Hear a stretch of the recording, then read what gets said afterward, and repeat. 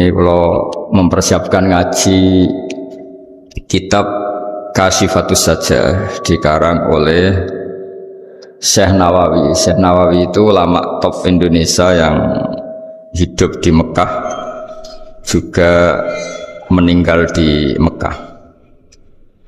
Dulu di antara kearifan buyut-buyut kami, leluhur kami, itu kalau cerita itu enggak apa-apa kamu mondok di Mekah di sana tapi bawa pohon yang hidup di Indonesia.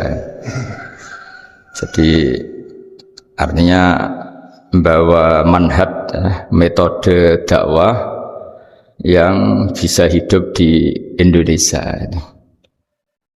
Ini penting kata Mbah Mun karena wa ma arsalna min rasulin illa bilisani qaumi. Semua rasul diutus itu pasti sesuai kultur kaumnya.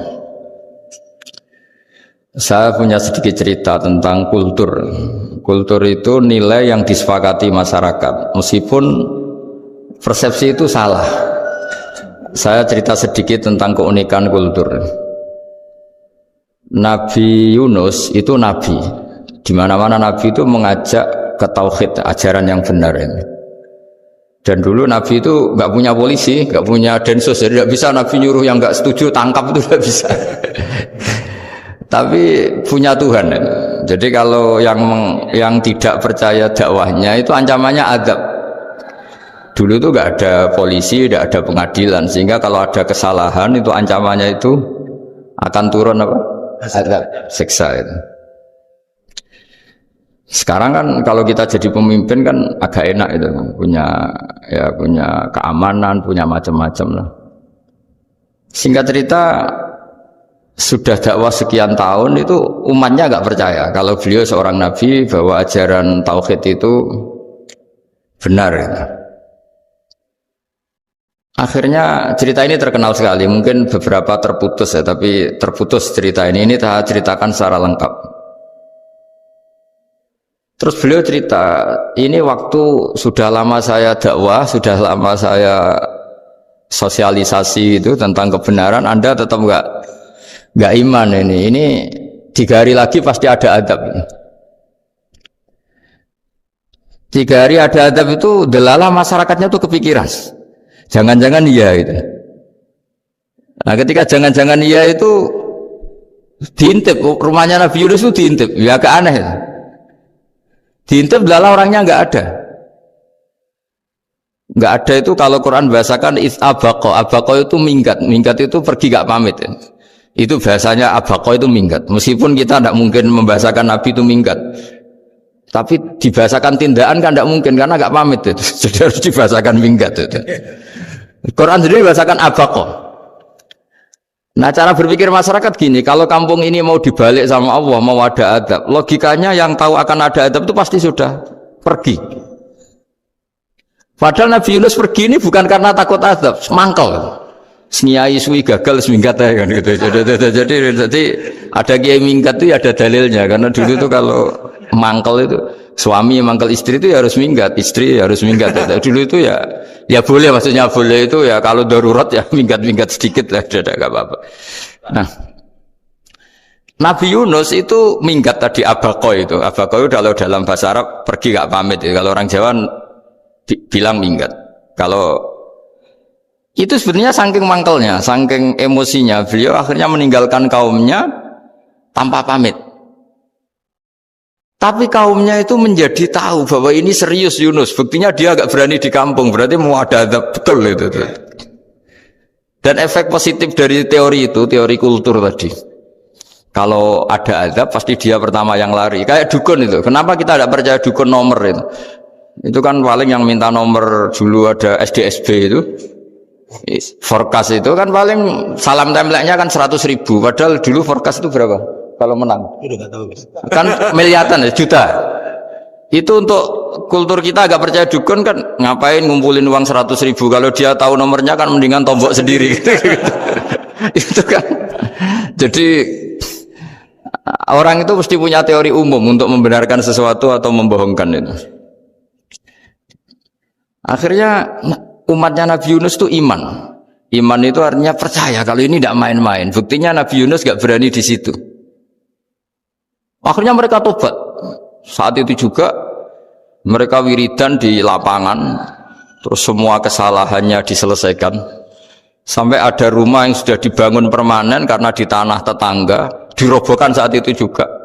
Bahkan ada batu yang dulu nyuri, satu dua batu yang dulu hasil nyuri, saat itu juga dirobohkan, dikembalikan sama yang punya. Hari itu semua kedoliman diselesaikan. Ini penting saya utarakan, jadi tobat itu tidak hanya istighfar. Kalau istighfar ribet, tobatnya orang punya utang terus istighfar gitu kan ribet. Kan ribet itu. Ada punya utang terus minta maaf itu kan ribet itu kan, harus diselesaikan itu.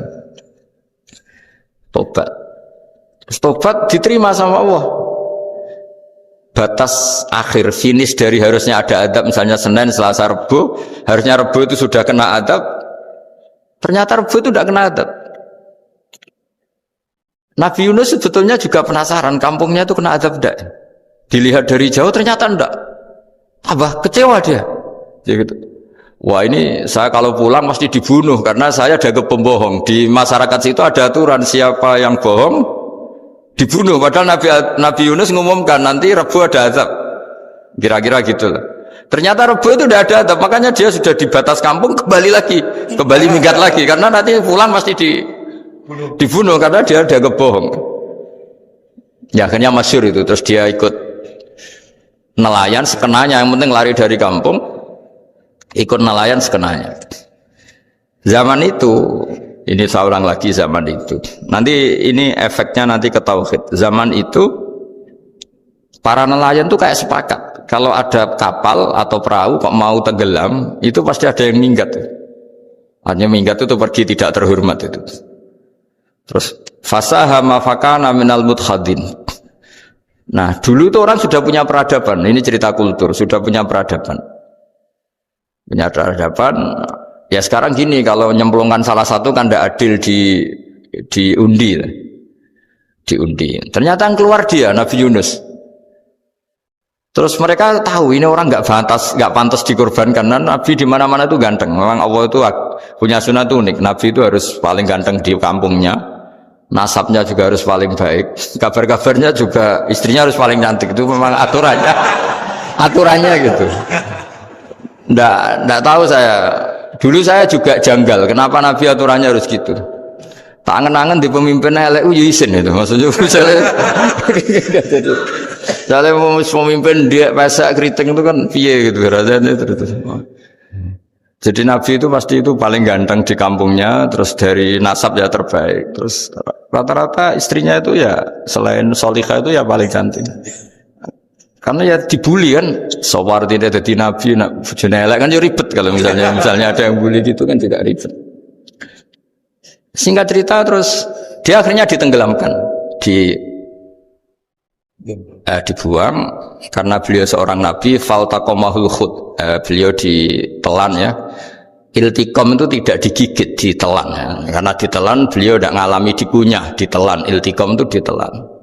Karena beliau seorang nabi, di dalam batnil khut itu di perut itu dia wiridan, dan barokahnya wiridan itu perut ikan ini menjadi masjid. Dia nyaman di situ, nyaman karena terus ngalami karomah lah. Andikan wali itu ngalamin karomah.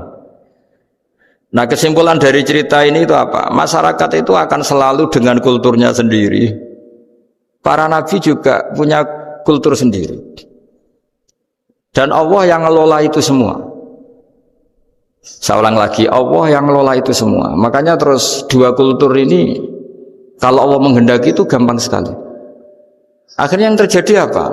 Nabi Yunus ya dikasih sanksi Allah karena pergi tidak pamit. Masyarakatnya justru enggak, karena tobat. Dan tobatnya masyarakatnya ini karena kekeliruan Nabi Yunus. Keliru dengan makna bukan dosa. Andai kan Nabi Yunus saat itu kok di rumah ingin menyaksikan adab, itu masyarakat mesti gak percaya kan ada adab. Mau ada adab kok dia di rumah gitu. Jadi unik, Allah cara ngelola masyarakat itu unik. Nah dari keunikan cara Allah ini kemudian lahirlah ilmu yang bernama ilmu tauhid, ilmu tawakal, ilmu pasrah nang pangeran itu. Karena kemarin pas Pak Yusuf sama Bu Sulis sowan saya itu tak beri cerita. agama itu milik Allah. Sehingga teori yang dikatakan manusia itu ya teori saja, tetap semua itu di tangan Allah. Ya saya saat itu cerita, misalnya saya ditanya, ini besi, materi besi dengan kaca itu kuat mana? Mesti kita menjawab kuat besi. Tapi saya yang mengendalikan besi dan kaca. Ternyata saya punya merencanakan menghancurkan besi, menetapkan kaca ini tak simpan, akhirnya puluhan tahun. Yang ini saya rencanakan saya hancurkan itu. Andai kan si yang menjawab tadi tahu rencana saya, mesti kuat bilang kuat kaca kan. Makanya contoh paling gampang tadi, dinosaurus itu hewan paling kuat malah musnah itu. Pitik yang nggak kuat sampai sekarang. Karena Allah bikin dinosaurus itu punya rencana dihancurkan itu. Sementara ayam enggak lah, gue rame-rame dunia itu. Sehingga ya sudah. Nah, agama itu seperti itu. Agama itu sesuai rencana Tuhan. Sehingga ini cerita Nabi. Sehingga Nabi itu kadang nggak tahu bedanya antara sesuatu yang punya data, punya perangkat-perangkat untuk menuju A misalnya, itu nggak tahu bedanya. Jadi kalau Nabi ditanya misalnya gini, onta itu lahir dari betinanya, dari indukannya bisa? Ya bisa. Lahir dari batu, jawabnya ya bisa. Kalau dia seorang Nabi pasti jawab bisa. Kalau Nabi loh ya, bukan direktur mandiri, Nabi itu mesti jawabnya bisa. Jadi kalau Nabi ditanya, mata air itu keluar dari bumi kedalaman 7 meter, bisa. Keluar dari sini, dari meja, jawabannya ya bisa. Karena Nabi itu saking dekatnya Allah, tahu betul bahwa perangkat di dunia ini tidak bisa mendikte Allah. Semua itu kehendak Allah. Logika yang terbangun Nabi itu sebenarnya gampang ya. Kalau kita teliti itu hanya gampang, itu sesuatu yang benar itu pasti bisa dijelaskan secara gampang. Nah ini ngaji tauhid biar tidak terlalu berteori terus. Karena kalau saya cerita uang pinter jenengan. Dan saya tidak ingin pinter tentang uang. Tak beri contoh. Nah ini supaya nanti kalau sampean suatu saat meninggal ketemu mungkar nakir itu tahu cara menghadapi. Nanti tak warai tekniknya. Tak warai tekniknya. Bocorannya tadi. Makanya ada cerita agama ini baik sekali. Orang bocorkan ujian nasional itu kriminal, bisa ditangkap Pak Rosidi. Tapi agama ini pertanyaan mungkar nakir dibocorkan semua kiai, itu nggak ditangkap sama mungkar nakir. Harusnya kan rugi karena ini pertanyaan, tapi semua kiai kan sudah membocorkan. Nanti pertanyaannya di kuburan itu man rabbuka, Tuhanmu siapa, agamamu apa, itu kan sudah dibocorkan. Tapi itu nggak dianggap kriminal. Sementara kita sekolah SD, sekolah SMP bocorkan soal itu dianggap kriminal. Padahal kalau harusnya boleh. Maksudnya kalau menuruti teori itu harusnya boleh kan. Mau pertanyaan mungkar nakir saja dibocorkan kan. Ada dasarnya kan? Ya tapi kan tidak ada itu. Harusnya boleh. Tapi kan terus jadi nggak ujian kalau dibocorkan itu. Tidak ada itu. Harusnya boleh. Tapi kan terus jadi nggak ujian kalau dibocorkan. Jadi dibocorkan. Kurang apanya baiknya agama ini? Pertanyaan sepenting itu dibocorkan. Dan kiai-kiai nggak ditangkap sama mungkar nakir, ya ada itu. Saya ulang lagi ya supaya kita ingat fitrah salimah. Soal Anda modern monggo lah, tapi saya sebagai kiai akan ngajari kalian tentang fitrah salimah. Jadi kalau kamu itu benar-benar beragama, ini misalnya kertas, ini lempengan baja. Kalau kamu beragama, ya terserah jenengan. Karena bisa saja, ya terserah jenengan. Karena bisa saja kertas ini arsip nasional, baja ini tak niatkan, tak luluhkan, tak hancurkan. Sehingga kalau kita ngomong ya secara materi harus ditambah ya, secara materi kuat baja ya Allah. Tapi secara substansi jenengan ya terserah jenengan, monggo. Nah, di sini yang mulai orang lupa itu karena selalu menjawab pasti kuat baja. Kata pasti ini yang akhirnya orang menghilangkan teori beragama. Berdasar logika itu. Nah, berdasar logika. Nah, akhirnya para nabi, para wali itu ditanya. Saya punya kitab karangannya Abdul Hamid, orang alim. Kitab itu dulu saya ngaji lama sekali, sampai sekarang saya pelajarin. Manusia itu dijebak hukum adat, padahal adat itu ya tidak terlibat. Misalnya kalau ada telur jadi ayam normal gitu. Ya tadi, indukan unta melahirkan unta normal itu, indukan sapi melahirkan sapi normal. Tapi kalau para nabi itu bilang ya nggak normal. Nggak normal artinya tetap ada kekuatan Tuhan. Indukan unta tahu apa tentang unta? Dia punya kekuatan apa? Bisa melahirkan unta, bisa menciptakan unta di perutnya, bisa ada jantungnya, ada paru-parunya, ada ususnya. Dia bisa apa? Di situ ada tangan Tuhan itu. Karena para nabi cara berpikir gitu, melihat tembok ya sama, tembok sama indukan unta itu sama-sama mungkin mengeluarkan unta. Sehingga ketika Nabi Soleh ditanya, bukti apa kekuasaan Tuhanmu? Apa bisa mengeluarkan unta dari batu besar ini? Jawabannya Nabi Soleh ya bisa, bisa. Dan mukjizatnya Nabi Soleh masyhur itu, keluarlah unta dari batu. Karena secara teori ya tadi, coba unta indukan itu apa seorang profesor, apa seorang ilmuwan sehingga bisa menciptakan anaknya itu. Apa dia terlibat dalam menciptakan jantungnya, paru-parunya, ususnya? Kan enggak juga. Telur bisa apa coba? Gobloknya bukan main telur itu kan. Tapi bisa mengeluarkan ayam, dia bisa apa? Nah, para nabi, para wali itu tahu semuanya itu kekuasaannya Allah. Nah, kalau karena kekuasaan Allah, bedanya apa dengan tembok? Makanya Nabi Muhammad ketika di padang pasir, semua sahabat bingung, nggak ada air, ya Nabi santai aja. Ini gimana Nabi gak ada air, nanti orang mati kehausan. Nabi ya santai aja. Kamu ingin air katanya? Iya. Nabi nunjuk apa itu ya sudah, terus ada air. Ada yang keluar dari jemarinya, ada. Karena Nabi itu nggak tahu bedanya antara ini mungkin dan tidak mungkin, tuh nggak tahunya itu ya semuanya itu Allah. Kalau kamu kan nggak, wah daerah gini nggak mungkin ada air. Ini kan padang pasir. Air itu biasanya di daerah hutan gini malah berteori macam-macam. Seakan-akan tidak ada Tuhan. Jadi kalau orang nggak bakat wali pasti berpikirnya gitu. Makanya nggak wali-wali itu memang nggak bakat, karena itu kan artinya menafikan kekuasaannya Allah kan. Seakan-akan Allah tidak mampu bikin air di situ. Tapi kalau Nabi santai aja. Makanya Nabi Ibrahim ketika mau dibakar ya santai aja. Menurut beliau api bisa apa? Jadi itu meskipun hukum adat itu ya selalu berjalan. Normalnya api yang membakar, di padang pasir normalnya ya nggak ada air, normalnya batu ya nggak mengeluarkan onta. Tapi kamu jangan terjebak oleh keseharian yang Anda lihat. Tetap di balik itu ada kekuasaannya Allah Subhanahu wa Ta'ala. Nah, ini yang namanya iman. Dengan iman seperti itu nanti ketika kita mati itu ya santai saja. Ketika kita hidup ya tidak tahu oksigen itu apa masuk ke tubuh kita, sistemnya kayak apa, jantung kita ada ikut bikin, paru-paru kita. Artinya zaman kita hidup pun sebenarnya kita tidak bisa ngelola kehidupan, itu tidak bisa. Nah kalau sama nggak bisa, nanti setelah mati juga tidak bisa. Ya sudah, ketika kita hidup yang ngelola juga Allah, ketika mati juga yang ngelola. Bedanya apa? Nah, ini di sini terus kita dilatih, inna sholati wa nusuki wa mahyaya wa mamati lillahi rabbil alamin. Tapi kenapa kita ragu terhadap kehidupan setelah kematian? Karena ketika kita hidup seakan-akan kita tahu cara hidup. Makanya Allah itu tersinggung betul ketika ada orang merasa bisa ngelola cara hidupnya. Makanya kata Allah, kalau gojlok orang-orang yang kepedean itu, kalau kamu top, mbok jangan mati. Itu falaula in kuntum ghairu madinin tarji'unaha in kuntum shadiqin. Kalau kamu merasa top itu jangan mati. Di mana-mana mati itu tidak top.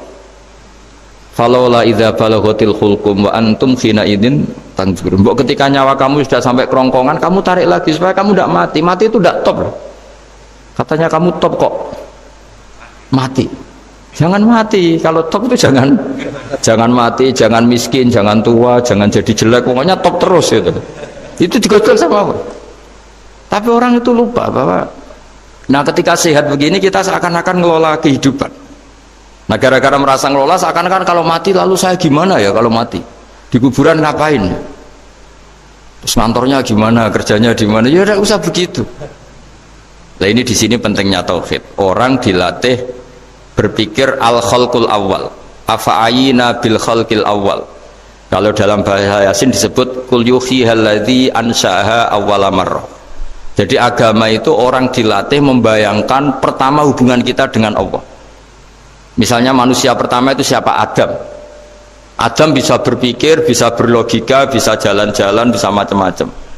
Tapi andaikan Anda jadi Nabi Adam, mesti melihat kekuasaannya Allah itu begitu nyata, karena saya materinya dari tanah, ternyata saya bisa berpikir.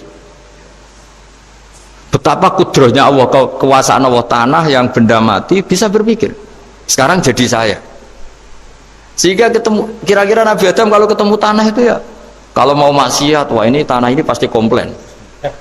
Nah di sini pentingnya beragama. Sehingga ketika Rasulullah ngendikan, jika kamu memperbanyak sholat, maka tanah-tanah ini bersaksi terhadap sholat kamu. Jika kamu maksiat, juga tanah-tanah ini menjadi saksi pemberat. Itu kamu tidak jagal sama sekali, karena manusia pertama yang bernama Adam yang bisa berpikir itu materinya dari tanah. Jika kita tidak janggal ketika tanah disetatuskan bisa bersaksi. Tapi setelah kamu berpikir tanah itu bisa dicangkul, bisa dijadikan berhala, dijadikan kendi, dijadikan macam, seakan-akan tanah itu ya benda yang tidak penting. Tapi Nabi itu beda dengan kalian. Nabi tahu betul tanah ini makhluk Allah yang bisa berpikir. Sehingga Nabi ya ngendikan, kalau kamu sholat sunat atau beribadah sebaiknya jangan di tempat yang sama, biar yang menyaksikan kamu sholat itu banyak. Kita mungkin kan masa bumi bisa bersaksi, tapi andaikan Anda Nabi Adam itu tidak akan janggal seperti itu, karena dia tahu materinya dari tanah dan ternyata jadi mata yang bisa melihat, jadi telinga yang bisa mendengar. Makanya Allah selalu mengingatkan, ingatlah al-khalqil awal, afayina bil khalqil awal. Karena khalqil awal ini yang menjadikan apa? Fitrah beragama yang baik. Sehingga ketika orang Yahudi bilang nggak mungkin Nabi Isa itu nggak anak zina, wong ibu kok tanpa bapak, anak kok hanya ada ibu tanpa bapak. Allah cara menjawab, inna masalah Isa indawohi kamasali Adam. Jika kamu protes ada Isa karena tanpa bapak, ya protes dengan Nabi Adam, tanpa ibu tanpa bapak. Nah ini diingatkan al-khalqil awal. Makanya Yasin bilang, kul yuhyihalladzi ansha'aha awwala marrah. Awal marrah itu kamu harus berpikir ketika hubungan kamu sendiri dengan Allah zaman sebelum ada semua. Jadi misalnya alam raya ini, bumi sebesar ini, masa suatu saat terus hilang, hancur, nggak berbekas. Ingat saja, bumi ini mulai dulu ya nggak ada. Diadakan oleh kekuatan besar yang super ada, yaitu Allah Subhanahu wa Ta'ala. Nah di sini kenapa faham-faham ateis itu hilang di dunia. Meskipun ada itu karena saking mungkin kurang peradaban. Makanya guru-guru kita mulai zaman Nabi Adam sampai sekarang itu cara berpikir sederhana. Bumi ini kadung ada. Di mana-mana sesuatu yang ada pasti disebabkan yang lebih ada. Kan nggak mungkin bumi yang ada kemudian penciptanya itu udah ada. Itu kan ngajak goblok bareng gitu gara-gara gitu. Masuk sesuatu yang ada disebabkan oleh sesuatu yang tiada. Maka guru-guru kita ngajari pertama sifat Allah itu wujud, karena ini wujud super atau kausa prima, terus kiai bilang wajibil wujud. Wajibil wujud terjemahan bebasnya ya wujud super. Karena wujudnya Allah itu yang mempengaruhi ya semua alam raya ini, dia harus di depan, masa yang menciptakan di belakang. Makanya terus disifati qadim. Qadim itu harus lebih dulu atau awal. Makanya ketika Fir'aun ngaku Tuhan itu cara membatalkan Nabi Musa itu sederhana. Kalau kamu Tuhan berarti baba kamu nggak ada Tuhan karena Tuhannya terlambat datang. Itu langsung, oh iya ya, kalau ya kan berarti babanya dia tanpa Tuhan, kan Tuhannya baru kemarin, aktenya baru diurus, aktenya baru diurus itu Tuhannya. Makanya Fir'aun itu akhirnya Nabi Musa punya pengaruh besar di kalangan punggawa Fir'aun. Karena ketika debat terbuka itu punggawanya dengar. Akhirnya mereka iman sama Nabi Musa. Ini disebut wa qala rajulun mu'minun min ali fir'auna yaktumu imana. Banyak yang diam-diam ini iman karena logika Fir'aun jadi Tuhan itu nggak masuk akal. Yang benar adalah Tuhannya Nabi Musa. Nah orang-orang ini itu ya dibilang nggak loyal ya, pokoknya dia iman. Dan dia juga yang ikut rapat. Besok Musa tangkap. Karena mereka sudah iman sama Musa, terus sebelum eksekusi itu datang, ini datang ke Musa. Tadi malam saya ikut rapat, keputusannya Anda ditangkap mau dibunuh, jangan lari saja dulu kan. Jadi kan nggak bisa disebut pengkhianatan, kan ini orang baik. Jadi malamnya ikut rapat, besok Musa tangkap bunuh. Iya Nabi Musa paginya sebelum di itu saja. Musa, saya tadi malam ikut rapat dan keputusannya Anda ditangkap dibunuh, kamu lari saja sekarang. Nah, kenapa iman? Karena logika yang dibangun Nabi Musa. Makanya ciri utama kebenaran itu bal naqdhifu bil haqqi 'alal batil fayadmaghuhu fa idza huwa zahid. Kebenaran sejati itu boleh diuji di mana saja. Dan Anda tidak usah khawatir kebenaran sejati itu kalah. Pasti menang. Kalau kebenaran itu kebenaran sejati pasti menang. Ya, di sini terus ada ulama-ulama kayak banyak lah, termasuk di Indonesia kayak Pak Quraisy Shihab, kayak yang nyaman saja anak-anaknya di luar negeri karena merasa kebenaran sejati itu tidak akan kalah. Sehingga ketika ada negara yang begitu maju, saya pernah ditanya sama orang yang kuliah di Inggris, di Swiss, Gus, saya ini kan orang Indonesia tapi pengagum negara Swiss, Swedia, negara di sana itu makmur, terus tertib, bagaimana saya tetap mencintai Islam yang secara lahir itu kadang-kadang beberapa negara Islam itu kacau. Ada seorang mahasiswa tanya gitu, dia tanya cara ingat Allah, ya membela Islam kira-kira gitu. Terus saya tak kasih tahu dia, ketika Anda muji negara-negara itu makmur, sejahtera, itu sebetulnya tetap utang jasa terbesar itu sama Tuhan. Pejabat bisa apa ketika Allah misalnya nggak bikin air? Negara bisa apa misalnya ketika Allah itu nggak bikin oksigen ini? Tetap semua ketertiban itu karena kehendak Allah. Berarti utang jasa kamu di negara manapun tetap sama Allah, bukan pada yang lain. Bahwa ada hukum sosial manusia, oke lah, kedua, ketiga, dia harus terima. Hanya dia sadar. Nah, masalahnya kita ketika di negara yang makmur gitu, pikiran kita, oh, presidennya hebat, menterinya hebat, tata sosialnya hebat. Oke, nggak apa-apa, muji manusia itu nggak apa-apa. Tapi tetap itu semua di bawah muji Allah Subhanahu wa Ta'ala. Ada air begini ciptaan Allah, ada oksigen sehat ciptaannya Allah, sehingga muji pertama itu kepada apa artinya kehebatan manusia ketika ada gempa besar, ada likuifaksi, ada macam-macam. Nah, maksud saya ngaji di sini ingat Allah itu dengan cara seperti itu, sehingga ketika kita hidup di negara manapun ya utang jasa pertama pikiran kita sama Allah Subhanahu wa Ta'ala. Tapi kalau enggak, kamu terjebak hukum adat tadi, di mana-mana ayam itu yang mengeluarkan telur, telur mengeluarkan ayam, nggak bisa batu ini mengeluarkan ayam, keliru kamu. Ketika ayam mengeluarkan telur, memangnya ayam itu bisa? Apa dia berpikir sekolah dulu gimana ya cara punya telur? Kan tidak juga, tidak berkehendak juga. Apa ketika mata kamu bisa melihat terus kamu merencanakan gimana ya mata supaya bisa melihat? Ya tahu-tahu sudah melihat. Di sini disebut afa'ayina bil khalqil awal ansa'aha awalan marrah wa huwa alladhi yabda'ul khalqa tsumma yu'iduhu wa huwa ahwanu alaih. Allah selalu mengingatkan. Nah, iman yang baik itu iman yang seperti saya utarakan tadi. Kamu ingat kekuasaan Allah ketika belum ada apa-apa. Belum ada apa-apa ya Allah bikin manusia itu dari tanah, bikin ayam ya dari tanah, bikin sapi ya dari tanah, bahkan semuanya dari ketiadaan. Nah, dengan iman seperti itu, nanti kalau kamu ngaji hadis, Nabi bisa mengeluarkan air dari apa?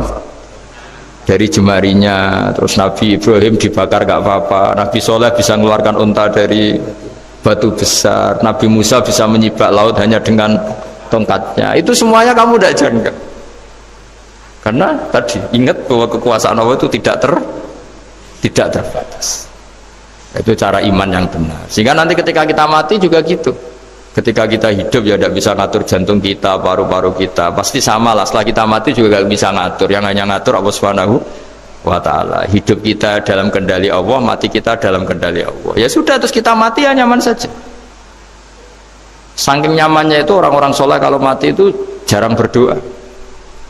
Bukan karena apa-apa, kalau berdoa itu resikonya kan gini, mustajab ndak ya, dikabulkan ndak itu. Itu menjadikan setan punya peluang masuk, diganggu. Makanya ajarannya Nabi, mangkana akhiru kalamihi la ilaha illallah wa fi riwayatin Allah dakhalal jannah. Jadi kalau mau mati bersaksi saja, sudah ini enggak saatnya berdoa, saatnya bersaksi. Makanya hanya disuruh bilang Allah, Allah, Allah. Dan supaya ini menjadi akhir kalimat. Sehingga nanti keren lah. Ketika ketemu Allah, apa akhir kalimat kamu yang kamu lafadzkan Allah, Allah. Jika di kitab-kitab diterangkan, ketika orang tua kamu mau mati sudah bilang Allah, jangan tanya catatan hutang di mana ya, tabungannya di mana ya, terakhir jawab mandiri terus mati lah. Gak boleh ditanya lagi. Sekali ditanya nanti akhir kalimatnya mandiri. Itu gak boleh. Jadi sekali sudah bilang Allah jangan tanya lagi, Pak, tabungannya di bank mana kamu? Bahayanya sekali jawab mandiri terus mati, berarti akhir kalimatnya itu ya mandiri. Makanya harus akhir. Jangan nanti statusnya itu mangkana akhiru kalami, memang akhir dari yang dikatakan itu kata Allah. Nah sebetulnya teks hadis itu la ilaha illallah. Ini pinternya Kiai Jawa. Lagi-lagi kembali ke kultur. Kiai Jawa itu kiai yang bisa modifikasi kultur. Sebetulnya kalimat hadis itu yang masyhur, itu yang populer itu la ilaha illallah. Tapi Kiai Jawa itu, dan itu ngikuti kitab-kitab Arab juga, kitab-kitab. La ilaha illallah itu resikonya tinggi karena di situ kan tiada Tuhan yang berhak disembah kecuali Allah. Ada kata la ilaha ini. Nah takutnya pas la ilaha sudah mati. Nah karena itu ada resiko la ilaha gak khatam, berarti tiada Tuhan. Nah, sehingga karena ini dianggap riskan, ya terus Kiai Jawa ngajari sudah lah, gak usah kepanjangan ya sudah Allah. Jadi itu sudah agak-agak rekayasa lah, agak-agak istihad itu. Maksudnya istihad itu sebenarnya teks panduannya itu la ilaha illallah. Teks panduannya. Tapi kiai-kiai itu tentu yang paling tahu tentang kehendak Nabi karena nekuni ilmu itu lama sekali. Kita ngikuti cara-cara ditentukan para kiai. Karena tadi la ilaha illallah itu kan ada kalimat yang tadi ya, tiada Tuhan kan. Nah, kata tiada Tuhan ini yang dianggap riskan kalau nggak khatam. Daripada potensi itu, kiai-kiai ya agak-agak improvisasi lah. Itu memang ya sudahlah Allah. Nah, supaya itu menjadi akhir kalimat, ya saya ulang lagi menjadi apa? Akhir kalimat. Setelah itu kata kitab-kitab jangan tanya hal lain. Ya, sekali ditanya nanti dia akan melafatkan hal lain itu. Ya tadi misalnya tabungannya di mana gitu kan. Misalnya sini. Nah, yang ribet kalau wong kuno itu neng laci, neng sorogan, berarti kalimat terakhirnya ya laci sorogan itu. Nah, sehingga terus itu pinternya guru-guru kita. Jadi saya ulang lagi ini yang terakhir saya pesen, latihlah iman seperti imannya para ulama, para aulia, syukur-syukur yang dekati imannya para nabi. Itu cara berpikir itu al khalqul awal. Afa'ayina bil khalqil awal. Qul yuhyihal ladzi ansaha. Nah, yang terakhir saya pernah ditanya, ya agak gojekan, agak guyon, tapi saya ditanya, saya itu nggak bisa melihat, Gus. Aneh orang Afrika itu, kan misalnya ada Miss Afrika itu, di sana itu orang paling cantik, malah kadang itu ada kriminal gitu, karena orang Afrika merkosa Miss Afrika. Itu kata orang Indonesia, Gus, dikekno aku ya radoyan gitu. Itu kan, itu, lah ini kan secara syariat. Mungkin lelaki itu punya rasa dengan perempuan itu ya kalau berpakaian serono atau gimana secara teori. Tapi sebetulnya oke itu benar. Tapi sebetulnya ada ansaaha awala bar. Orang Indonesia itu didesain gak suka orang Afrika.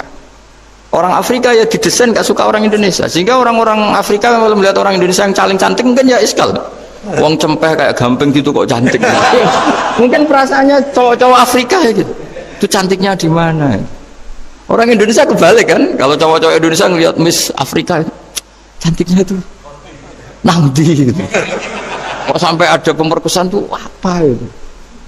Nah itu menunjukkan Allah yang Maha Kuasa. Allah itu mendesain gennya orang sana beda dengan kita. Ya itu bukti bahwa Allah itu nggak bisa, ya sudah semuanya itu Allah yang mendesain. Itu bukti bahwa manusia itu bisa apa di depan orang kayak Afrika kok disuruh bilang cantik, kita kan protes. Cantiknya di mana? Mungkin orang sana juga protes ke kita. Orang Jawa cempeh itu kok cantiknya dia. Itu orang-orang Indonesia kalau melihat bule cantik itu kan kalau ketemu kan janggal. Orang-orang Jogja bule wayune nang ndi gitu. Kulitnya gitu kan ya, sama mereka juga bilang kita mungkinnya seperti itu. Itu namanya didesain ansaaha awal apa? Mar. Sudah memang desainnya seperti itu. Nah di sini supaya kita ingat. Nah, ingat bahwa hati juga gitu. Ketika kita cinta istri itu janggal betul kalau terjadi konflik. Tapi kalau sedang konflik itu janggal betul terjadi perdamaian. Nah, lagi mau ngangkel itu ya problem betul. Nah ini di sini pentingnya iman. Orang terus disuruh berdoa ya muqallibal qulub tsabbit qalbi ala dini, karena kita Kita tidak tahu cara berpikir. Ada perempuan cantik sering merengut, pecintanya ya banyak, dianggap pemikir serius. Tapi kalau baru gedeng namanya ya merengut, bukan pemikir. Orang senyum itu kita seneng gitu. Tapi kalau baru gak seneng, murahan guyu. Itu jadi manusia itu unik. Hanya sama, tapi cara nganalisis beda. Tinggal sedang seneng apa enggak. Lucu kan? Ada orang anteng di rumah, itu kalau lagi seneng ya, oh itu anteng gak banyak ngeluyur. Tapi baru gak seneng, seneng ngomong gue nganggur. Nah, itu kita tidak pernah tahu. Kita simpulkan apa itu tidak pernah. Makanya wisata, pernah ada orang wisata datang ke sini tak nasihatin. Orang wisata itu kan seneng di kampung-kampung yang terbelakang gitu, melihat orang manusia pohon, melihat apa. Terus saya bilang, itu kan kasihan kan, masa manusia jadi objek. Bahkan bayangannya ya kalau mereka jadi modern jadi gak menarik kan. Padahal kita yang orang pendidikan kan inginnya mereka terentas lah dari kultur itu. Ya itu kan nggak sambung kan. Yang satu bilang unik, masyarakatnya masih unik, masih naik-naik pohon. Tapi bagi orang pendidikan kan tersiksa kan. Ini yo, bangsa kita, warga kita kok masih seperti itu. Makanya orang wisata itu nasihati, kamu ke sana itu niat melihat apa niat mengentas? Kalau niat mengentas, tak jamin ada pahala. Enggak Gus, mau niat mengentas katanya. Niatnya baru sekarang apa mulai dulu-dulu? Baru sekarang. Dan ini cerita dari manusia itu semudah itu, Pak. Nah, setelah kamu ngaji ini, kamu tidak akan janggal terhadap kenapa Nabi itu begitu santai. Ketika tadi makanan misalnya satu wadah itu cukup untuk orang 300. Sampai Jabir yang undang Nabi kan hanya kambing kecil, cukup orang 6. Ternyata Nabi ngajak orang 300 lebih. Tapi Nabi bilang ya sudah semuanya makan cukup. Kata-kata Nabi kan, zaman dulu belum ada beras, belum ada Allah itu bisa kok mengenyangkan malaikat tanpa makan gitu. Susahnya apa mengenyangkan manusianya dengan nasi sedikit itu ya Nabi ya santai aja, semuanya kenyang santai. Ya ini itu iman-iman yang sudah benar-benar awal amarah, sudah Allah tidak harus terdikte oleh nasi. Kalau nasi sedikit harus cukup orang sedikit, kalau banyak harus orang banyak. Allah tidak perlu kena aturan itu semua, tidak perlu. Saya ini Tuhan kata kok kamu atur itu gimana, tidak bisa. Ya Pak, karena hanya ngaji ini insya Allah Anda setelah baca mukjizat keramat itu tidak isi. Ya saya kira demikian. Assalamualaikum warahmatullahi wabarakatuh. Waalaikumsalam warahmatullahi wabarakatuh. Terima kasih sekali Gus Baha atas tausiahnya. Terinfo dari panitia ada ratusan pertanyaan Gus. Tapi ya sudah ditulis panitia 2 pertanyaan ya Gus. Wah banyak betul. 2 Gus. Baik, saya bacakan langsung 2 atau satu Gus? Langsung 2 aja. Baik, pertanyaan pertama dari Pak Andi, perwakilan dari Blora Gus. Perkembangan sekarang ini banyak penyeramah yang muncul, namun terkadang terjadi perbedaan pendapat di antara mereka, sehingga umat yang baru belajar agama seperti kaum milenial menjadi bingung harus mengikuti pendapat ulama yang mana. Bagaimana menyikapi hal tersebut Gus? Pertanyaan pertama. Pertanyaan kedua dari area Solo Gus, dari Ahmadi Nugroho. Bagaimana cara kita berbakti kepada orang tua yang sudah meninggal, di mana semasa hidup orang tua kita pernah meninggalkan sholat?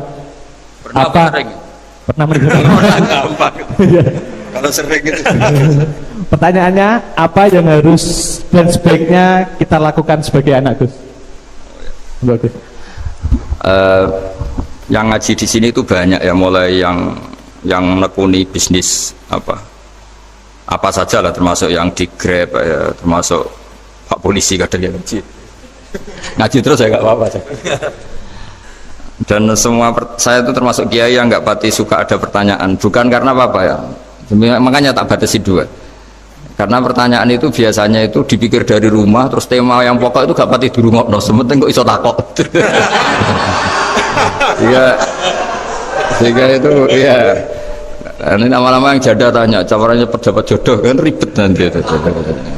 Makanya ya, tapi ya seneng saya ada pertanyaan ya seneng. Cuma kenapa saya tidak membuka terbuka, karena tema kita kan kiai ya, kiai itu kayak dokter, tahu misalnya saya tadi tema itu supaya orang itu tauhidnya kokoh dengan karena zaman akhir itu yang paling mengkhawatirkan itu apa? Tauhid gitu. Tapi kalau tanya ini diberi hak, itu orang kan sudah punya pikiran sendiri mau ditanyakan, padahal itu subjektivitas dia. Sehingga tanya ya sudah sekadar. Tapi ya nggak apa-apa, tetap saya senang. Cuma nggak boleh banyak-banyak. Dua itu sudah kebanyakan. Yang kedua tak jawab serius.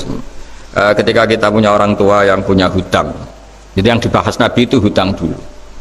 Itu karena hak adami. Hak adami itu tuntutan. Jadi kalau dalam kitab fikih itu ada istilah haqqullah mabniun alal musamahah wa haqqul adami mabniun alal musyahah. Jadi kalau hak Allah itu Allah lebih rileks. Karena Allah itu tidak butuh disembah, tidak butuh dipuja-puja, Allah sudah terlalu besar. Al-Qayyum sudah besar sendiri, sehingga Allah itu mudah, ngabaikan haknya itu mudah. Tapi kalau hak adami, bawaan manusia itu kalau hartanya dibawa orang itu ingat terus. Sehingga harus diselesaikan. Maka Nabi kalau mau mensolatkan jenazah, tanya punya utang enggak? Tapi kalau orang itu misalnya apa ya, enggak sholat atau apa itu Nabi masih ringan. Yang ditanyakan imannya. Bukan berarti kita nyepelekan sholat, enggak. Tapi memang agama ini yang diprioritaskan itu hak adami. Sholat itu super penting, bukan penting lagi super penting. Makanya pertanyaan tadi tak teruskan dulu. Anak cucunya itu prioritas itu mikir utang dulu. Karena ini yang hak adami gitu. Ya. Nah, setelah utang itu selesai, baru dipikirkan menurut sebagian ulama, anak ini boleh mengkodoi sholat yang ditinggalkan orang tuanya. Atau dikafaroi, misalnya per sholat nilainya sekian terus dibayarkan ke fakir miskin. Nah, tapi pertanyaan seperti ini sepertinya mengganggu itu begini, takutnya jadi masif. Jadi masif itu gini, berhubung ada solusinya. Ini yang tanya orang mana tadi itu? Solo, ini orang Solo ini harus dikasih tahu ini. Berhubung ada solusinya, jangan-jangan kita yang kaya, misalnya Pak Yusuf atau Bu Sulis kaya, kalau nak punya tabungan, nak saya tidak usah sholat ya, nanti gampang. Karena per sholatnya kan nilainya hanya sekian gitu. Umur saya kan paling tinggal berapa, itu cukup lah apa? Iya cukup untuk mengganti, itu kan ribet. Makanya solusi itu ya kadang tidak baik gitu. Karena nanti dipakai saya naik dewi. Makanya dulu itu terkenal ada guyonan, seorang kiai ditanya, ini guyonan nyata. Pak Kiai, katanya Kiai itu orang suci, tapi kadang-kadang kok maksiat juga. Si Kiai ini jawabnya ngawur sekali. Justru yang boleh maksiat tuh Kiai, kamu nggak boleh. Terus, kenapa Pak Kiai? Dia tahu caranya tobat, kamu nggak tahu. Jadi yang melanggar hukum itu kan yang pakar hukum. Tahu itu. Tahu ilmunya. Cara melanggar tapi nggak bisa dipidanakan itu. Punya penghapusnya Gus ya? Punya penghapusnya, itu kan ribet. Artinya gini ya, yang orang Solo tadi, kalau kadung terjadi orang tua kita tidak sholat, saya ulang, kalau kadung terjadi orang tua kita tidak sholat atau pernah meninggalkan sholat, kita sebagai kiai itu punya cara supaya yang untung tuh fakir miskin. Misalnya kita fatwa dikasih fidyah atau fida atau apa, tapi ini bukan cara yang jadi solusi, karena takutnya nanti jadi gerakan masif tadi, gerakan tidak usah sholat diganti, ya itu kan ceribet jadi. Tapi kalau sampai ingin berbuat baik sama orang tua yang nggak pernah sholat, saran saya satu, hak adamnya selesaikan dulu, karena memang dalam syariat Islam nomor satu itu hak.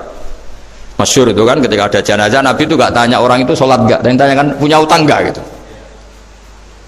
Sehingga kalau di kampung-kampung di mana-mana kalau ngelepas jenazah kan, kalau ada hak adami diambil alih keluarga supaya mayit ini ketemu Allah tanpa ada hak adami kan gitu, semuanya kan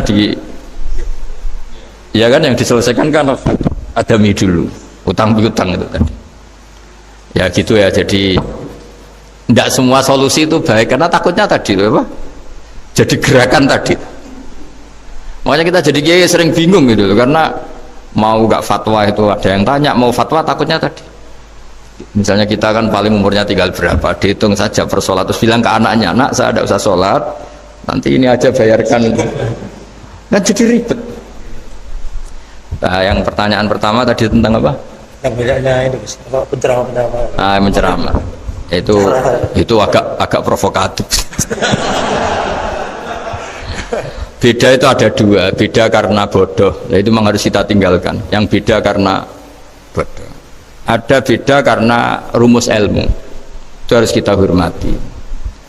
Saya punya sekian bukti beda ya kalau karena bodoh tentu kita tinggalkan.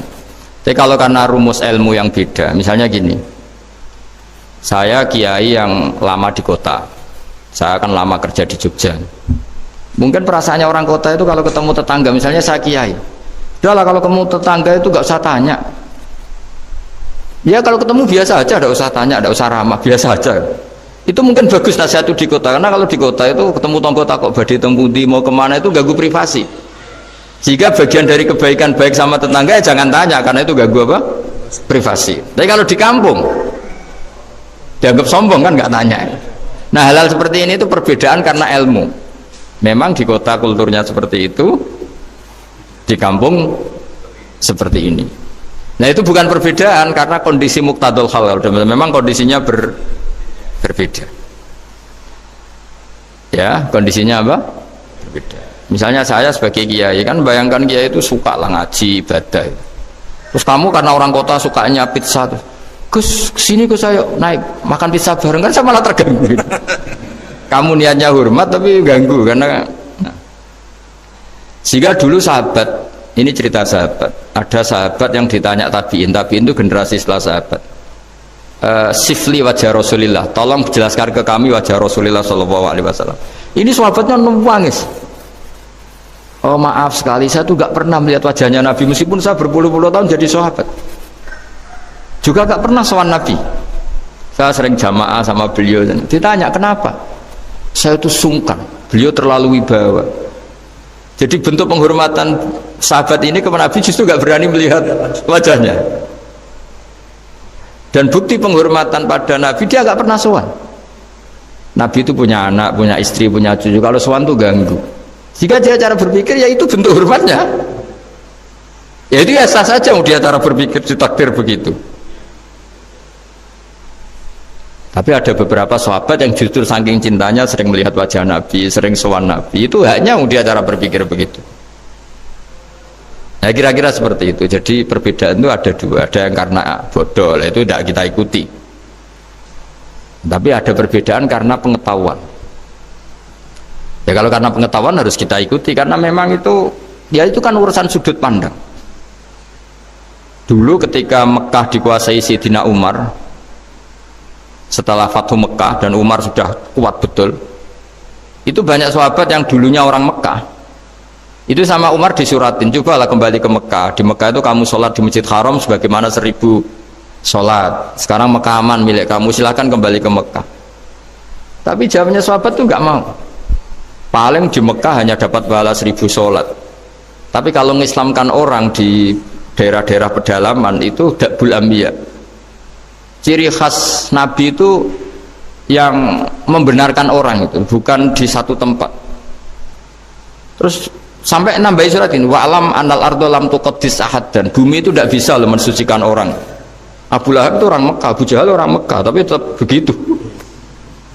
Akhirnya jenis ini berpikir, ya sudah agak di Mekah nggak apa-apa. Andai kan Mekah itu bisa mensucikan orang, nggak ada Abu Jahal, nggak ada Abu Lahab. Akhirnya para sahabat nggak kembali ke Mekah, tapi berkelana ke Syria, ke Sam. Akhirnya ada Islam di mana-mana. Tapi ada juga yang Mekah itu kota suci, harus diisi orang-orang suci supaya yang brengsek-brengsek nggak di sana. Ya sudah cara berpikir begitu. Nah ini cerita ya. Jadi sudah kalau perbedaan karena ilmu. Ya sudah memang karena ilmu. Nah itu nggak apa-apa. Nah kalau sampean tanya, lalu bedanya apa guys? Yang beda karena ilmu karena ya lihat aja kalau dia orang pinter bacanya banyak berarti bedanya karena ilmu. Tapi kalau nggak pinter kok berbeda ya berarti karena tidak tahu. Ya kira-kira.